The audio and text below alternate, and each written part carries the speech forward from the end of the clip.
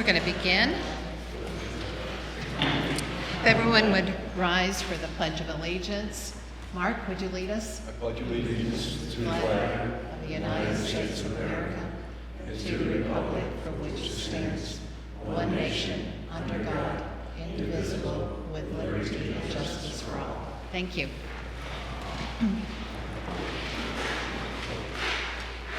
Kira, would you take the roll call, please? Lyon. Ward 1 here. Schaefer. Ward 1 here. Dillon. Ward 2 here. Massey. Ward 2 here. Ruffing. Ward 3 here. Lockwood. Ward 3 here. Carter. Ward 4 here. Eisman. Ward 4 here. Okay. Do we have any comments from the floor about this meeting? Okay, we'll move on to the approval of the minutes, June 3rd, June 5th, and June 20th. Do I have a motion? Motion. A second? Any discussion on this? It might look confusing, but we had all those little votes that we had to take for the resident deficit financing. Any questions about that? Since you all lived it. Okay. I just wanted to make you know, I already cleared it with Kira, on the special one that says others present, the people that were there, she's already made the change, but I just want to let her know. Okay. So like I wasn't at one top time, one. It says others present on the minutes, but we can get that fixed. Okay, got it. All right, perfect. Any other discussion? All in favor? Aye. Okay. The next is the approval of the bills. Do I have a motion? Motion. Second.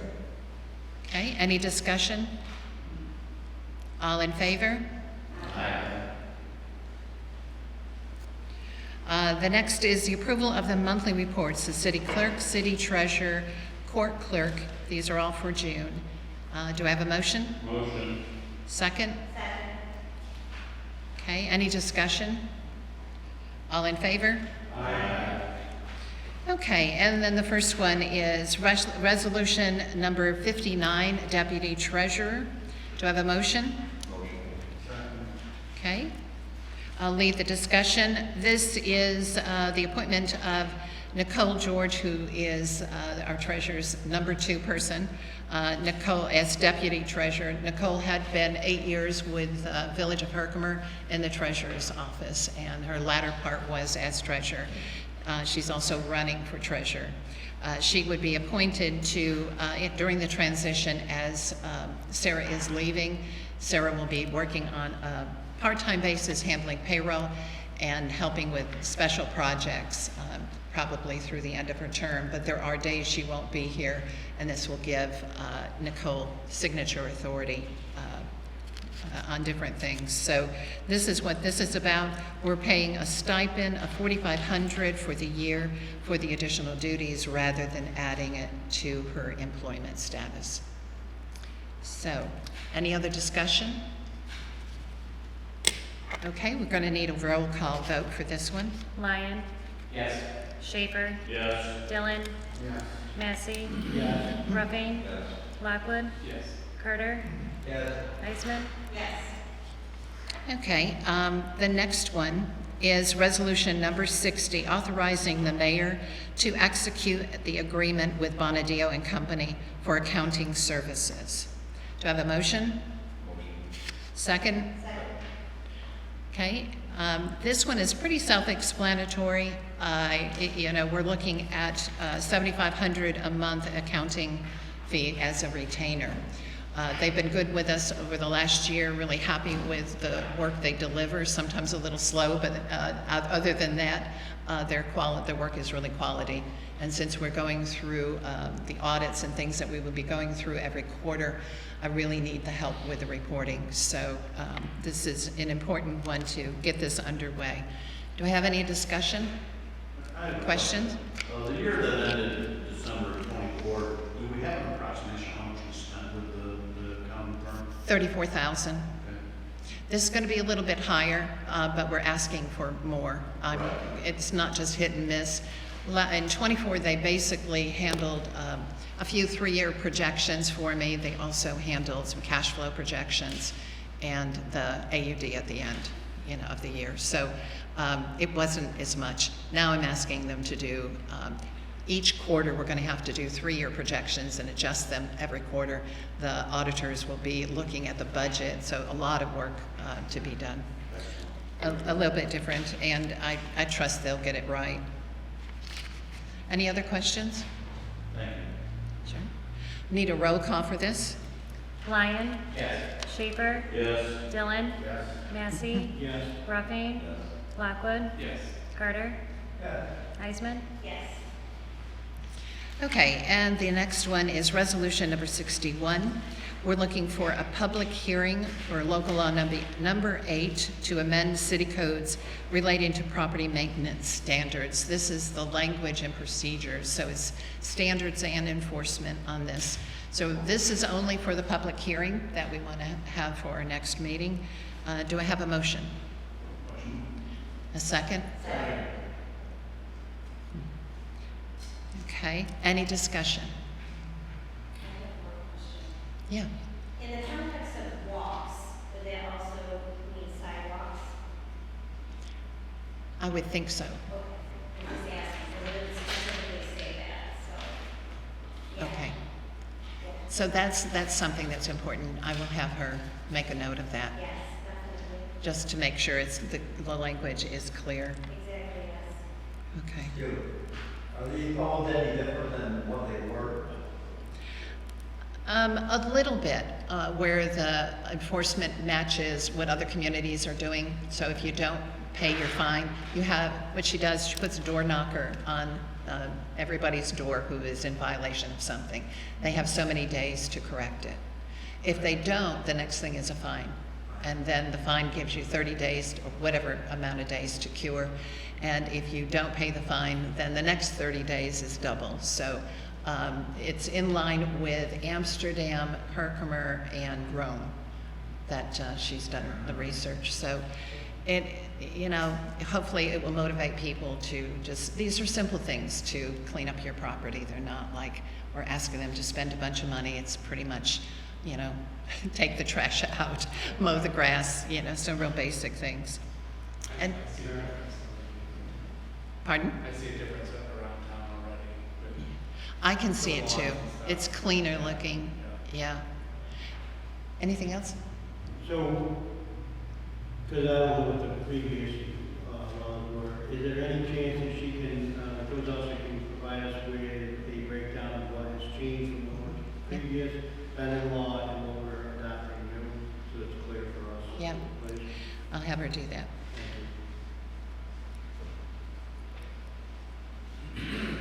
And you said she's taking this from other municipalities, not? Correct, correct.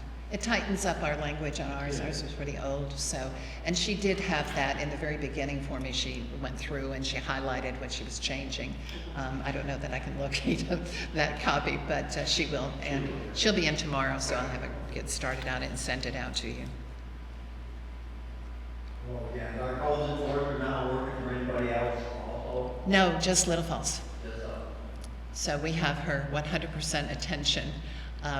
There have been others interested, and I've been holding that back a little bit. I wanted her to be very comfortable in what she was doing here without getting sidetracked. Not a huge amount of money as far as shared services for codes, but there's always a high demand. And I like the idea that we're getting full attention right now. Some people think it's too much attention, but it really is cleaning up things. well, I got a friend who can't do much attention. Yeah. Well, it's one of those things. For some people, it's perfect, or it's not enough, or you missed a spot. For others, it's, way too much because they were used to being left alone. But it encourages blight, and we just really don't want that. So I'm glad things are getting picked up. Okay, any other discussion on this one? Okay, we should have a roll call vote on this one. Lyon, Yes. Schaefer, Yes. Dillon, Yes. Massey, Yes. Ruffing, Yes. Lockwood, Yes. Carter, Yes. Heisman. Yes. Okay, and the next one is resolution number 62 to amend start date of the local law number 8 of the 2024 it's the local law number 8 of 2024 to change from calendar year to fiscal year. This is only changing the start date. And this is one, anyway, we'll get into it in a second, but do I have a motion? Motion. Second? Okay. This was discovered as I was working with the comptroller's office recently, and he was looking at the paperwork, and it said from the one that we approved and went to through the hearing, and everybody came back and voted, we had it as taking effect this year, in May of this year. And it really won't take effect until next year. Our accounting firm suggested, since we're doing deficit financing this year, not to try to cram both things in at one time. So this is just really cleaning up the paperwork so that anybody looks back in history, they will see that it started in 26, not in 25. But nothing else has changed. So that's what we're looking for. Any questions? I'm assuming that the resolution is fine, we don't have to adopt another local law to change the local law, right? We can amend that law through a resolution. Right, we're just amending the date. If we're amending the decision whether to do it or not, that's more material, and we would, look at a clean slate. But this is just to say the date when we decided we were going to do it was not last or this year, it'll be next year. Go ahead. Is my memory correct, Mayor, that had been discussed as a possibility initially? I remember Yes. conversations, but I thought Yes. it was also mentioned here. It that was. We weren't sure because of the short years, I'll call it, and we talked to other municipalities. We about did. that. So I Yes. think it's not a surprise, we kind of fielded that, but we were unsure at the original time. Is that fair to say, Mayor? That is, and actually, even the budget, we went through this. So we've been talking about in council meetings that we're going to do it next year, since the beginning of this year. So, okay. Any other questions about this one? Okay. We need a roll call vote. Lyon, Yes. Schaefer, Yes. Dillon, Yes. Massey, Yes. Rupping, Yes. Blackwood, Yes. Carter, Yes. Heisman. Yes. Okay, any new business? Okay. Any old business? Comments from the floor? Okay. City engineers report. Chet's been busy. It's been a busy summer this year, which is good, because a lot of things are happening. I did update all of the active projects on the spreadsheet that was sent, I think it was sent out earlier today. I updated those as of last week, that's all current, to reflect any new work that we're starting, or planning to start, and also what's in the process right now. So, I guess the four big ones that I want to talk about quick. Smith Creek reconstruction, and we're at Bassett Hospital parking lot. That's a pretty high profile project. A lot going on there. We're about a third complete with targeting the actual completion of the project in mid-August, with the tightening of the site late August. In another 2 weeks, that intersection of White and Burwell will be closed. That went pretty smoothly with blocking that off and redirecting traffic to the hospital. We've got some good signage out there now. Really no slowdowns, not too much unexpected to deal with, but it's a challenging project and a really tight site. The other one, the water treatment plant emergency work, our membrane filtration trailer is, the construction of that's being completed right now. It is in Texas. About another 2 weeks, that'll be shipping up our way, here towards the end of July. And we should have that online early August. All of the utilities are getting pretty close to complete at the water treatment plant right now to actually set that in place and tie it in. A couple long lead items, maybe mid-August for the UV system that goes along with that, but we're on track to where we expected, so no slowdowns. It's been a flurry of work. Paving projects right now, I've been working with John and Patty putting together the specifications. We have contractors on board for this year. That work is scheduled really starting in late July. We've got some curbing work to do, and through the end of August, you'll see paving completed. Manheim Street, River Road, King Street, Birch Street, section of Elizabeth down on Mill Street, Jefferson, and also a portion of Industrial Park as well. we're cruising along on that. And then the last one is the wastewater treatment plant, the last big one, wastewater treatment plant UV project. It's moving along. We have the first submittals coming in for the UV system, our biggest piece of equipment there. Should expect those next week. We're late on the original schedule and not working with DEC to extend our consent order to push it out to this coming May. We'll be there working over the winter. But I think we're back on a good path there. Right. Those are the big ones at the moment. But any questions? Yeah, Chad, you said when the membrane trailer gets here, we switch over to that. Is there going to be any disruption or anything that people should be aware of during that time frame? Nope, it'll be, as far as any end users are concerned, they really won't know the difference. Okay. It's all operational at the plant, and where we send the raw water through, whether it's through the slow sand filtration plant that we have or supplemented with the membrane filtration skid. But on the outlet, there won't be any. So there will be no like boil water or anything during that switch over? No, thankfully, no. Perfect. Yeah, we dislike the boiled water as much as anybody else does, trust me. Okay. And any improvement in some of the leaks? I mean, we made good progress with the sinkhole one, but anything new? Or I know they're still working on them. We have one that actually we found at Bassett Hospital, so part of the, and that'll be fixed later this week. Part of that project is exposing all of the water, sewer, storm, and gas infrastructure in that intersection. And so we have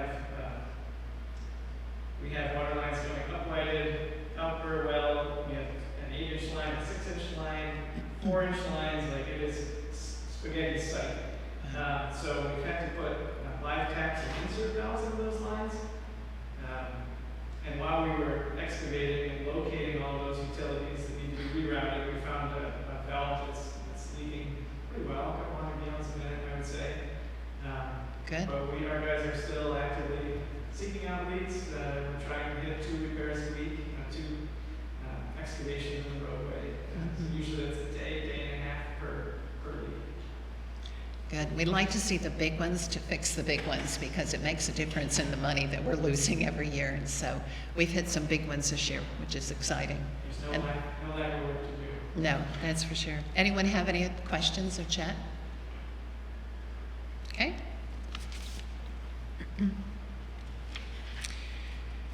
And for mayor comments, go through the financial quickly here, as we always do. Cash position today is $1,409,534.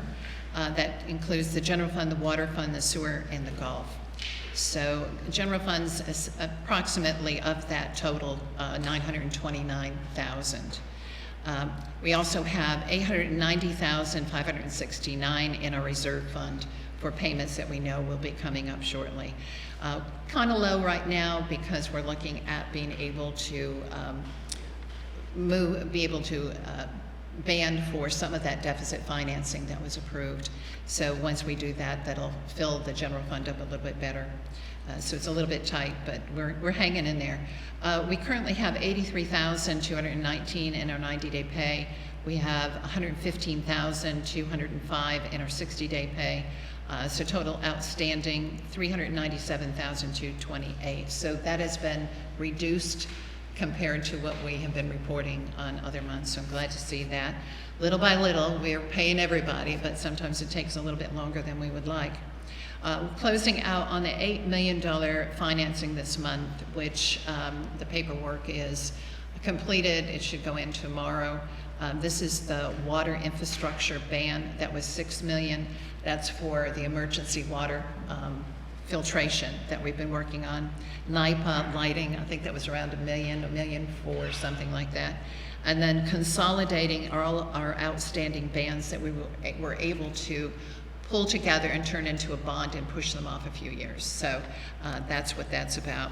And that was a big one. And with the deficit financing, we had to jump through a few more hoops than we would normally and work with an underwriter. So it's our first time doing that. A little bit cumbersome, took a lot of time, but we went through it, so the next one should be very easy, hopefully. We are going to, on August the 1st, she mentioned to me that we're going to have about $207,000 that will come out of the general fund for the water filtration plant bond. So, you know, everything is kind of pulling together. Water filtration, that big bond that we're coming up with, will eventually turn it into a ban, or through financing of some of the grants that we have available for that. We'll see what we'll do, but right now, because we don't know exactly what the total amount's going to be, it'll be a ban, and we'll look to pushing it out over a number of years with grant payments and a bond at some point in time. But right now, that's where we stand. We looked through, Sarah and I spent quite a bit of time on the budget to see if we need to amend at this point. How are we doing compared to what we projected? Expenditures, we're running right on track. No big surprises, nothing weird. It's exactly how we expected it to be. Everybody's been staying really close to the budget. A few little minor fluctuations, but nothing notable. Revenue, we're still evaluating revenue. We're running as usual we're still delayed with a couple of things. It's about $350,000. One is we're waiting for the bid to come back from the tree forester on how much he thinks we'll be able to harvest this year. And the small lot property sales we've gone through, and we have, you know, taken pictures, measured, getting the parcel numbers and all that, and working. Bianca is working with Herkimer County to see which ones can be released, or what deal we're going to have to make, because in so many of these instances, if we make any money, they want to have their taxes paid off. So they collect for Herkimer County as the school district and for us. And so when we do that, it whittles down the amount of money that we would end up getting. And so that's why in the past you would have seen $500 or $1. So you don't have to go through that, but I would like to see if we can get some revenue out of it on those small tracts. So we're still working on that, and we're also working on, and Bianca's working with me on this too, the distressed homes. Which ones can we go ahead and put on the market, get clear title, do all of that, get them released from the county, and see what we can do to push that a little bit further than what the county's been able to do with their land bank. So far, they approved the Castler and Webster to take those two down, and they're waiting for bids to come back from people who do that sort of thing, and hopefully that those two will come down. There are others on their list, but the slowness is really about getting clear title. You can't just go in and take somebody's place down, you know. So that's what's working on that particular deal. So on revenue, kind of watching it cautiously. We're going to finish going through the revenue side of the budget to see. The other thing that we decided that we wanted to go through the budget for 2026, the first 4 months of 2026, which are going to be that odd year that we're going to have. We want to do that this summer. So have it in the queue and ready to go. It's 4 months. We can surely get through that pretty easily. But that'll help us next year because we'll have 2 budgets coming out in 1 year. Let's see. We've collected in property tax so far, the great majority of it. We collected $3.4 million out of the $3.9 million, so we've got about $400,000 that's still yet to come in on property taxes. And that's very typical by this time every year. The bulk of it comes in right away, and then you get some stragglers. About a third in each year, money has to be relevied. It's just the way it works out. So some of that is probably going to be relevied. We paid our TAN yesterday, I believe. That is from the 2024 TAN that we took out, $2 million. Cost us $66,000 to take that out, the cost of the money. But it did come in handy. That saved the day through the first 4 months of this year.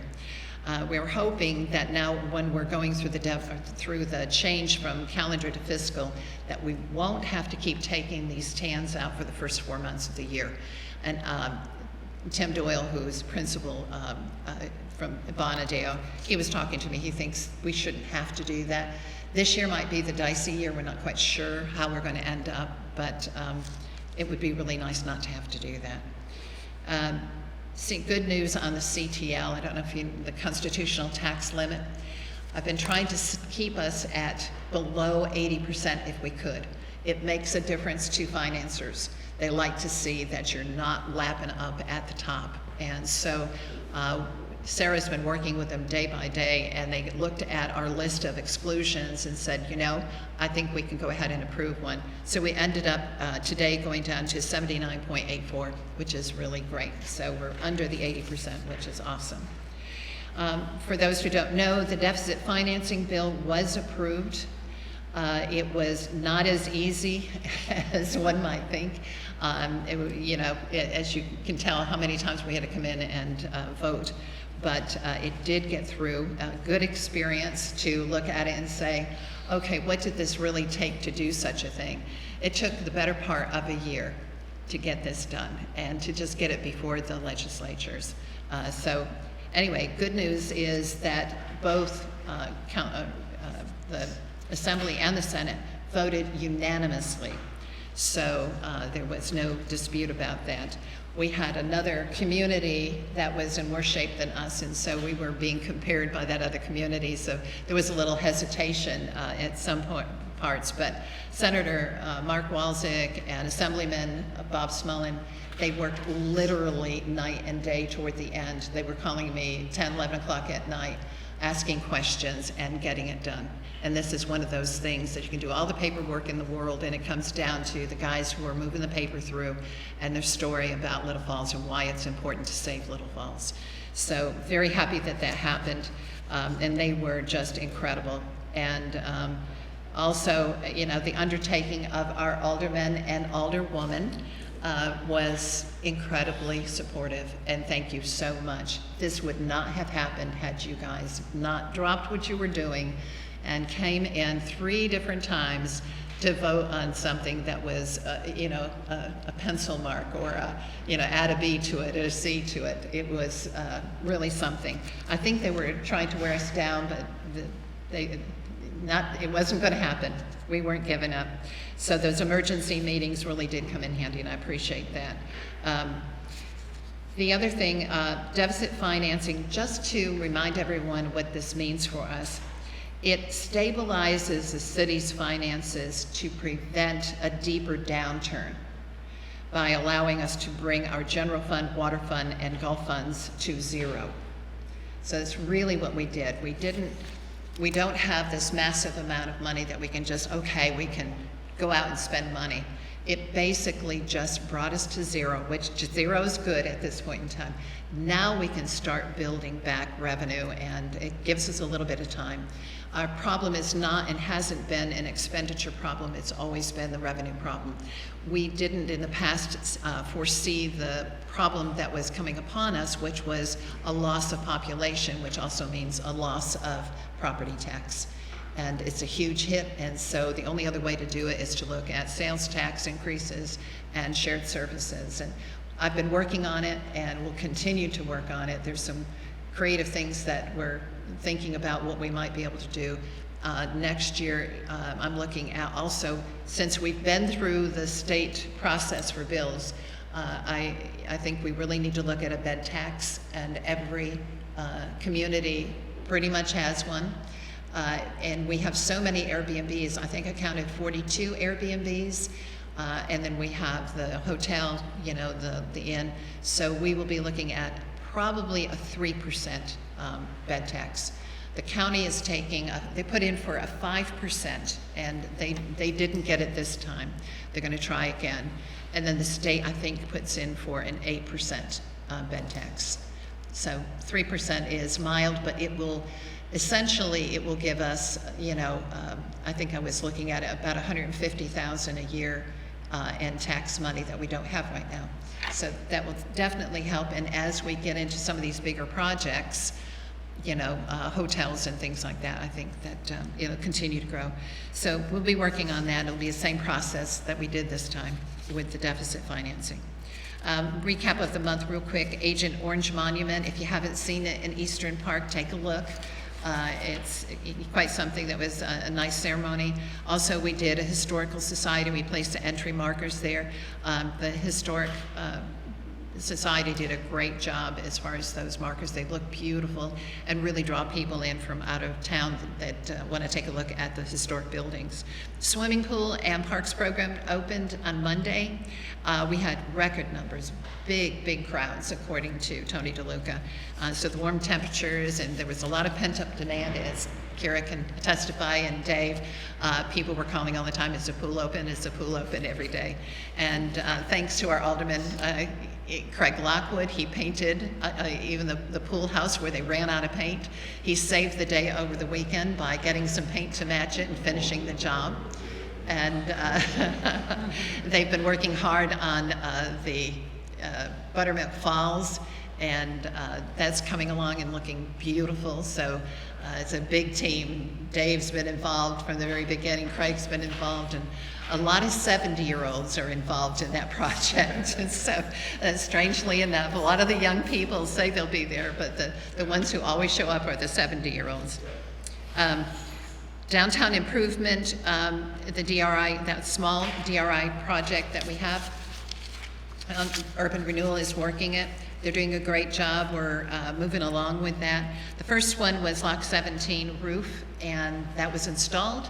They put their paperwork in. They're sending it in today for reimbursement. So first one done, which is great. Glad to see it.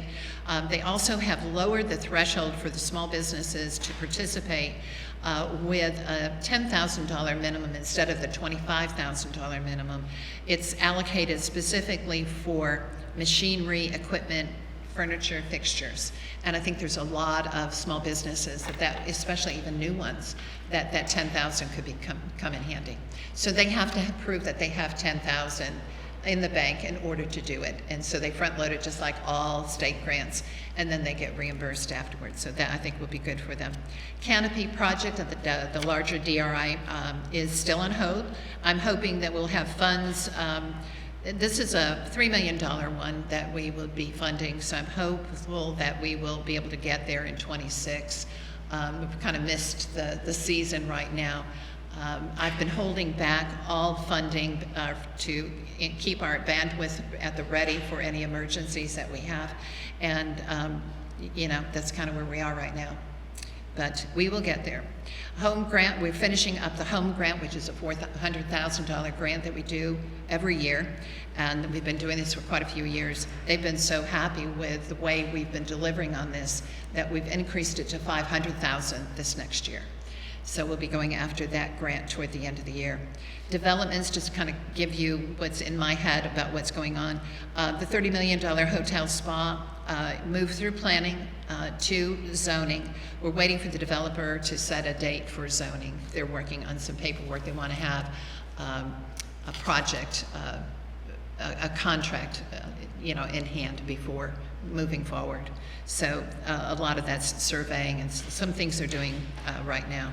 Zeta, no activity. Dairyman, no activity. Rockton was approved by planning and zoning, and they're waiting for funding. They put in for one grant, didn't get it, so they're waiting for the next one. Valley View, A&E work is underway. They're looking at that. I think we have a phone call coming up with them, and that will be presented to planning once they have all their ducks in a row. So that's it. Any questions? You mentioned the estimate for what that tax might bring in. Was that considering the new hotel? No. So it could be. No, I did that before the new hotel. So that should be, I believe they're looking at still at 44 units in that hotel. I think it sounds absolutely beautiful. So I think it will be something that everybody will enjoy, but we'll see. It's still got to go through ZBA for the zoning waiver. It's an interesting parcel when you look at it. Part of the northern part of that parcel that they're buying is zone C1 already. The lower part is residential.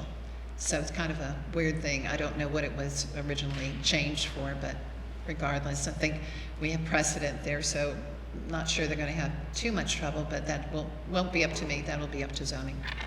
So, any other questions? Do you have an idea what that would bring as far as taxes on that? Well, they're looking at, I believe, something like that is probably, I did ask this question of her, I'm trying to remember. I think that we're looking at anywhere, sales tax would be the unknown. Property tax would be 30 million, gosh, I mean, Good enough. it's a good amount.